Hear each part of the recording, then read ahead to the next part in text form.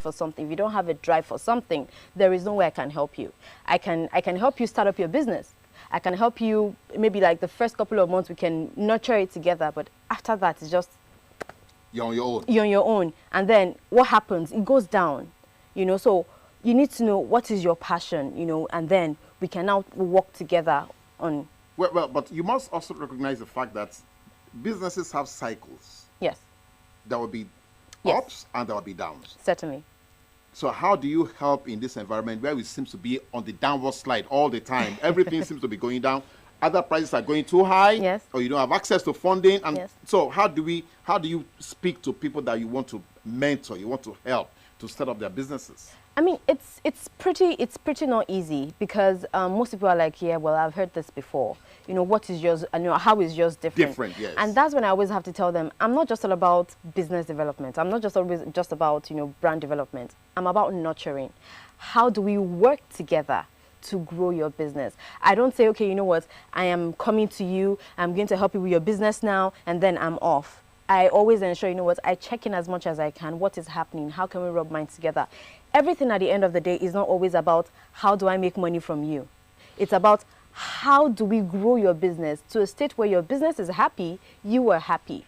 So we need to work hand in hand. My passion for me is not just about let me make money and then let me go. If it's about that, believe me, it's going to be pretty easy. Okay, now, so let's come back to what is prevalent. Yes. Many young persons your age now are interested in the money that you're not interested in. I mean, they want to make quick profit. They want yes. they want to the best cars, the best houses. Mm-hmm. So yes. So I mean, it's pretty funny. I wouldn't say I'm not interested in money. I mean, everybody loves money. We need money to survive, especially in this economy. After the money answered it all. Yes.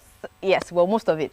But but at the end of the day, it's like you're doing this for a greater good. I mean, at the end of the day, when money is not there, what stays there? It's your name. It's your legacy. I mean, one thing I've noticed is that, most young people may not be particular about, what, my legacy. Yes, I'll make my legacy in future, But right now, I need to make money. But they need to be able to put a limit to where money stops, and then where, your reputation starts, and then where you actually start creating your legacy. I mean, for me, it's a thing where it's of joy when someone probably I've worked with last year, some days ago, I literally came back from Enugu, and then someone I worked with last year, for an event, just calls me back and like, Julian, we want to work with you again this year. So it's joy. I mean, it makes me happy because I did a good job. If I didn't do a good job, they will not call you again. They wouldn't be calling me again, and then they called me again and for greater things, So that's just the way it works. Okay, really. now that's a good one. The challenge that we seem to have in this environment is that micro, small, and medium enterprises are not properly structured. They are not properly recognized. So how do we mainstream them to the point where the economy can stay buoyant? How do we do that? From your experience, do you see the possibility of that happening in Nigeria?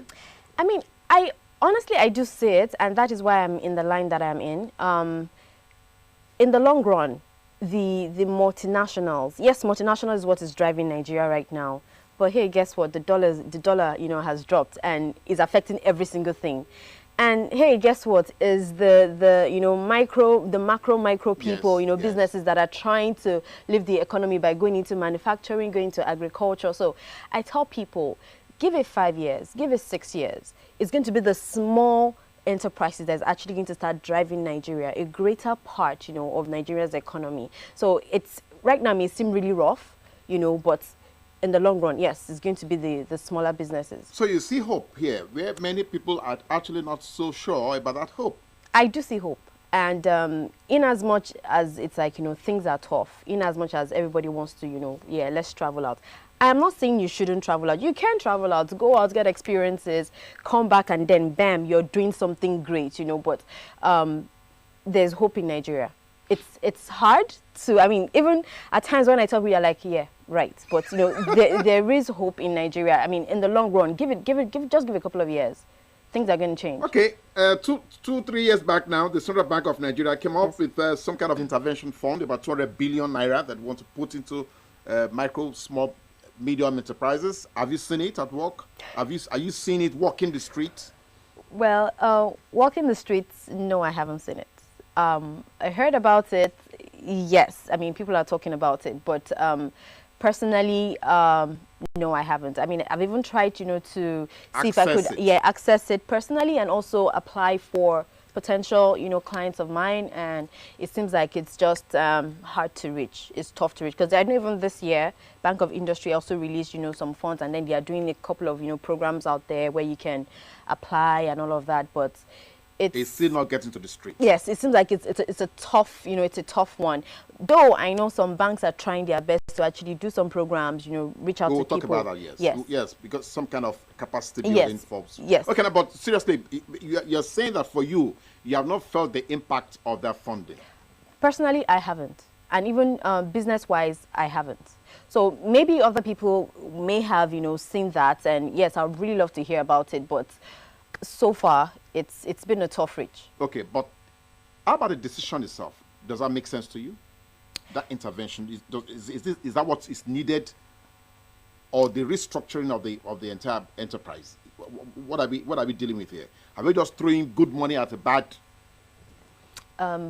situation? Yes. Yes, I mean, it cuts across as both, because really, if most, like SMEs, small businesses, some don't have capital to actually move ahead.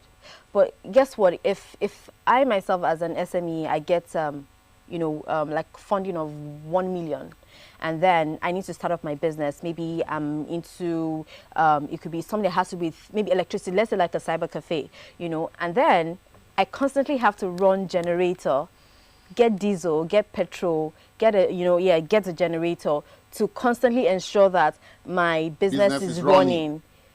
I give myself 3 months at the most, the 1 million is going to fade out. And then I will not be able to pay staff, and then everything just goes crashing down.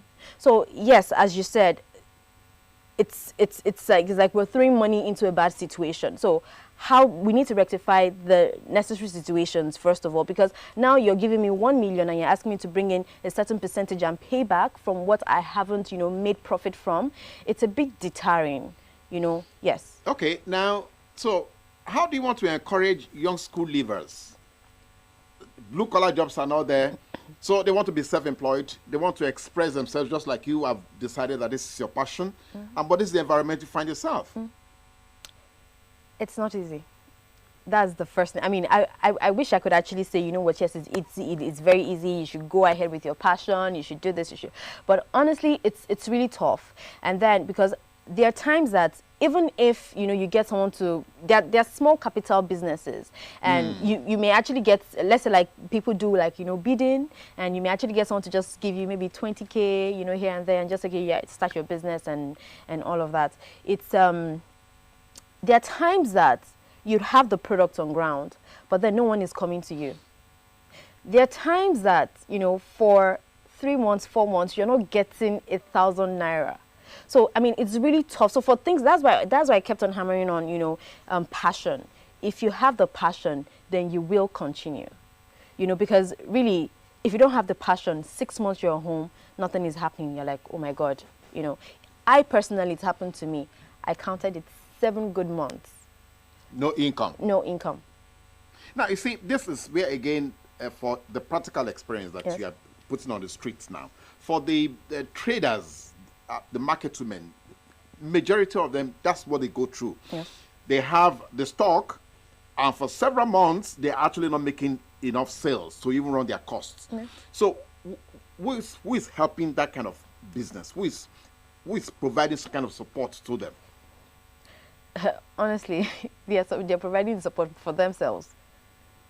Because it's not like the government is going to come and say, okay, you know what, I'm going to buy this from you. Or it's not like somebody somewhere just comes and says, I want to do this for you. So they are the ones actually paying for their losses.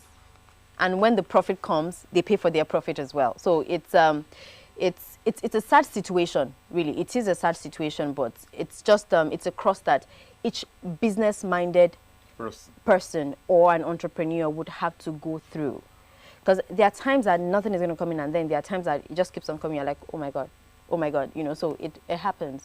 Okay, now let's look at the structure that we have on ground. Okay. You went to school, okay, in Nigeria here, so you are obviously properly schooled in the Nigerian environment. In some other countries, children are being exposed to entrepreneurial knowledge early enough in life so that they can actually make the right decisions as they're growing older. Yes. Do you find that around here? Did you experience that while you were going to school? No, I did not. It's sad, but it's something that's because while I was going to school, it's a thing of you just go to school, go for lessons, extra lessons, and then you're back. And that's all. Either when you come back 4 o'clock, the TV station comes on, and then you watch your cartoon, and then you go back. So there wasn't basically any extracurricular activities.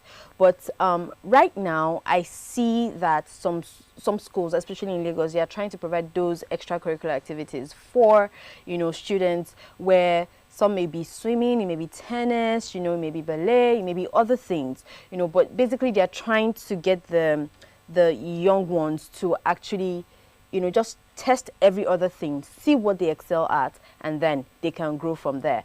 I see, I get to sit with parents that they're like, oh, my child is going for swimming, my child is going for tennis, oh, my child has, a tennis championship, whatever that, they have to go for. So I see that, and I'm really happy that, parents are actually deciding to put their kids through all of these things. Yes.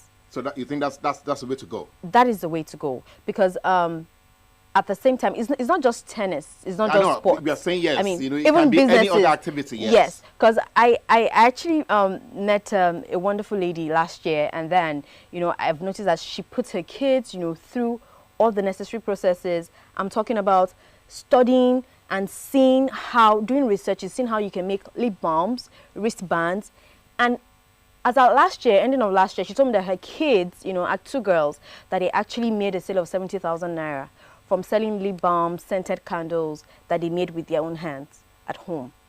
How old were these children? I think they should be between 10 and 13. Wonderful. Yes.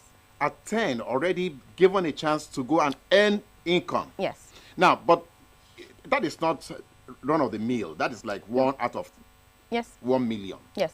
So you think we should make this more popular? We should actually get parents to see that their children also can begin to, that's what you're advocating. Yes, certainly, because it's not about, oh, my child just has to finish school and then graduate, and then they start working. And once they start working, they have to start earning money, and then get married and then, have kids. It's not always that, in that circle, circular form. So you need to let your children go out, explore every other field. I'm talking sports, I'm talking singing.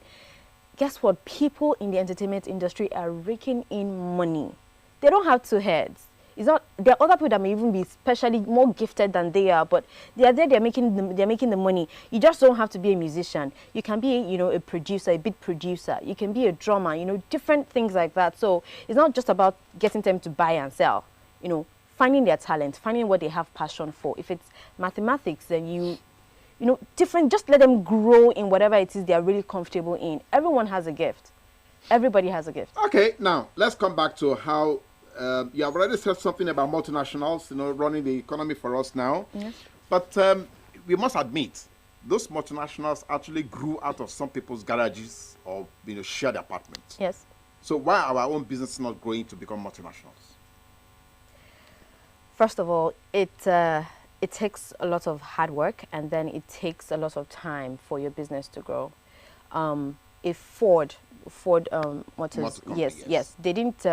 It took him a while to actually get to where he is right now. Even long after he's been here, believe me, it took him years and years of trying. So it's not like, okay, I started my business 3 years ago and then nothing seems to be going. 5 years is even too small for you to say my business is in a great place and I can relax, So we're talking years and years and years.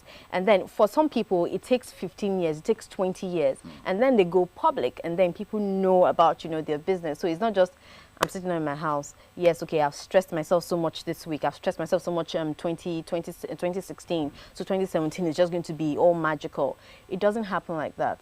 Persistence, hard work, work smart. Yeah. Okay, now working smart and strategies. In the Nigerian environment, it seems as if that what we just do is follow. So somebody is buying and selling and it's making money. So you too, you want to go and open up a shop and start buying and you're selling. So how about strategies? Are we strategic in the way we actually want to start out and start a business and grow it and develop it? Did we employ, do you see that in your advisory role? Have you seen that in all these businesses? Rarely. Really? Yes, because most people is like, I know what I want. no, it's even aside from I know what I want. It's like, but my friend, started shipping in box of Bags, matches, yes. and then she's making money from selling box of matches. Guess what? The connections your friend has from selling box of matches, it's very from the kind of connection you have. The passion she may have about a stick of match is very from the passion that you would have about that same stick of match.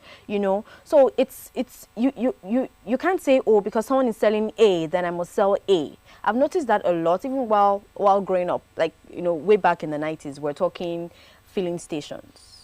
Yes, this person has filling station, I must also have a filling station. And guess what? It now comes so ridiculous that someone here has a filling station, another person has another filling station. So at the end of the day, it's not, you're not putting thoughts into it. Even if your friend or Mr. A has a filling station and you are going to set up another one. You're going to set up another one. What you should do is, what does Mr. A have that I can put in here? What doesn't he have, or what does he have, So just think of things like that. But no, even these days, it's so tough because I'm trying to tell you, yes, this is what is moving. People are buying clothes. Yes, people want to buy designer clothes. They want to buy designer bags. Yes, it's moving. But let's put thoughts into it. Mrs. A knows that she has a particular contact or a particular clique of people, let me say in Port Harcourt, that she can sell all of this to. They're just ready to buy it.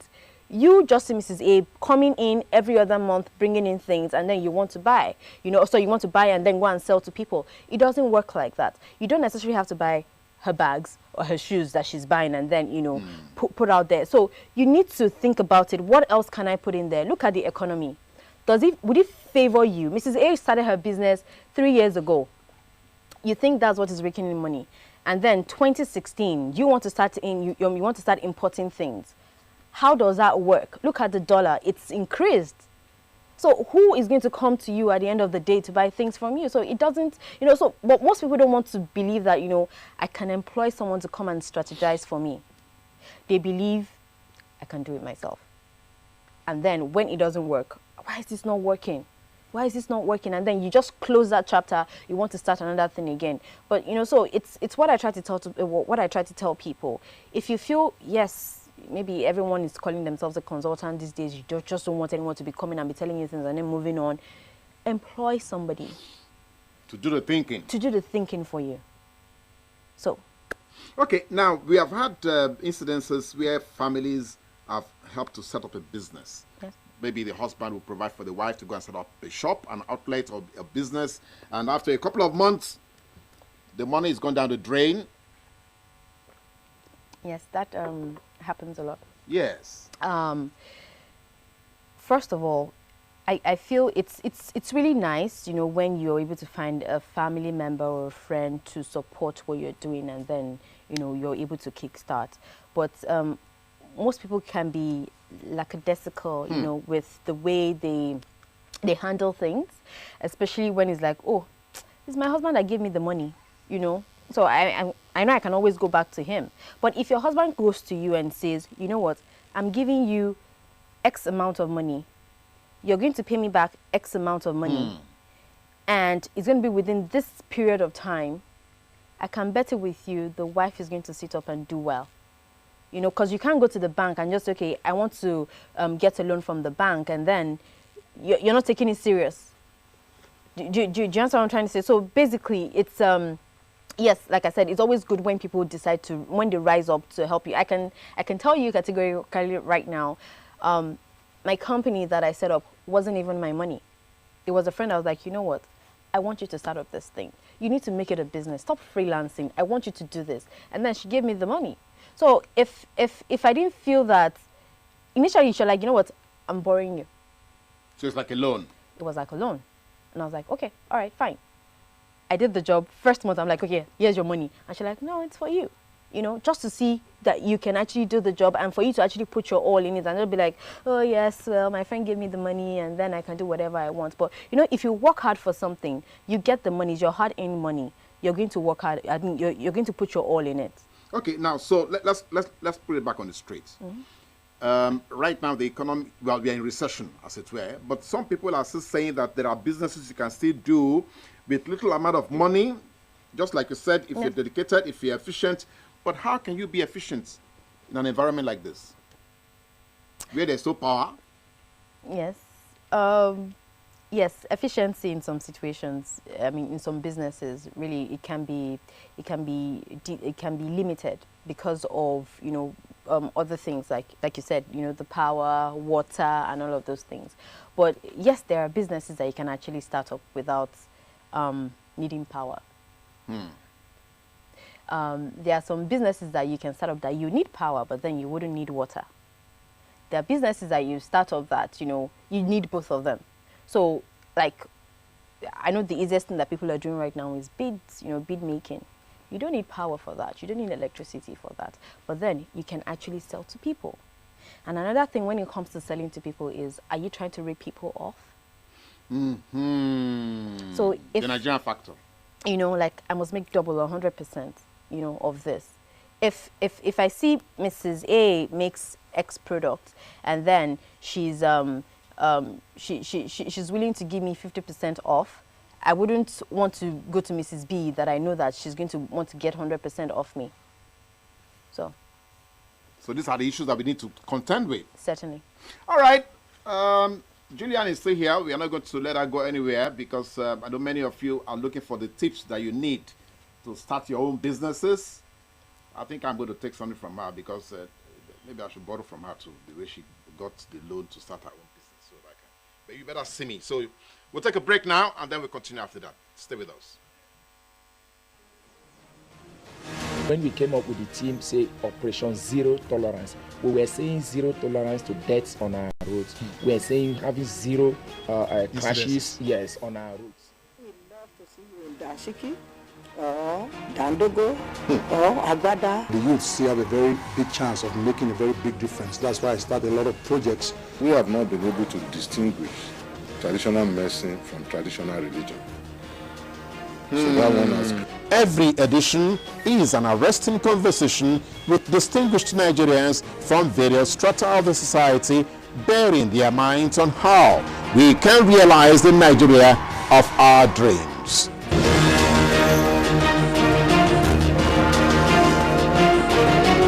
Join us live on Close Flow, Monday and Friday, every week here on NTA2 Lagos Network Center. Close Flow. The conversation is about you.